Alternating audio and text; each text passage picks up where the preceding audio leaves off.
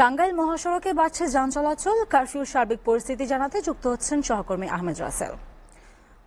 গত রাতে জেলা প্রশাসনের পক্ষ থেকে জানানো হয়েছে যে টাঙ্গাইলের সর্বত্র আইন শৃঙ্খলা পরিস্থিতি বিবেচনায় আজ সকাল 7টা থেকে বিকেল 5টা পর্যন্ত কারফিউ শিথিল করা হয়েছে। এই শিথিলের পর থেকেই কিন্তু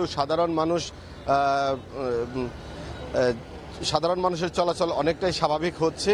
এই মুহূর্তে রয়েছি আমি ঢাকা টাঙ্গাইল বঙ্গবন্ধু সেতু মহাসড়কের আশিকপুর বাইপাস এলাকায়।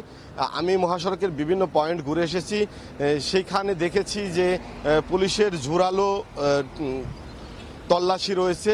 বিশেষ করে ব্যক্তিগত যে গাড়িগুলি রয়েছে সেই গাড়িগুলি কিন্তু পুলিশের তল্লাশির সম্মুখীন হচ্ছেন। আর পুলিশ প্রশাসনের পক্ষ থেকে জানানো হয়েছে যে মূলত যেহেতু কারফিউ শিথিল করা হয়েছে, জনসাধারণের নিরাপত্তার স্বার্থেই তারা এমন কাজটি করছে।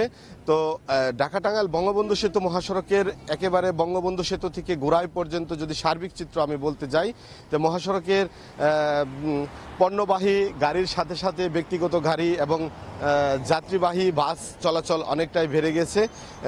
কারফিউ যেহেতু শিথিল, টাঙ্গাইল থেকে ঢাকা এবং অন্যান্য যে রুটে বাস চলাচল করে, বাস চলাচলও অনেকটাই স্বাভাবিক হচ্ছে। বাস মালিকদের পক্ষ থেকে জানানো হয়েছে যে এমন পরিস্থিতি থাকলে তারা কন্টিনিউ বাস চালাবেন। তো মহাসড়কের বিভিন্ন পয়েন্ট আমরা ঘুরে এসেছি, সেখানে কিন্তু দেখতে পেয়েছি যে পুলিশের ব্যাপক তল্লাশি রয়েছে। তবে বঙ্গবন্ধু সেতু মহাসড়ক যেটি রয়েছে, এই মহাসড়কের যান চলাচল ধীরে ধীরে স্বাভাবিক হচ্ছে এমনটাই মনে হচ্ছে।